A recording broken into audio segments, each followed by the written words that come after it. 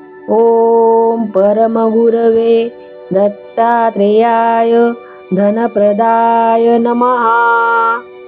ओम परमगुरवे दत्तात्रेयाय धनप्रदाय नमः।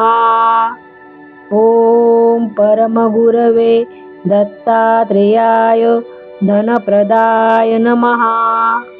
ओम परमगुरवे दत्तात्रेयाय धनप्रदाय नमः। ओम परमगुरवे दत्तात्रेयाय धनप्रदाय नमः। ओम परमगुरवे दत्तात्रेयाय धनप्रदाय नमः। ओम परमगुरवे दत्तात्रेयाय धनप्रदाय नमः। ओम परमगुरवे दत्तात्रेयाय धनप्रदाय नमः।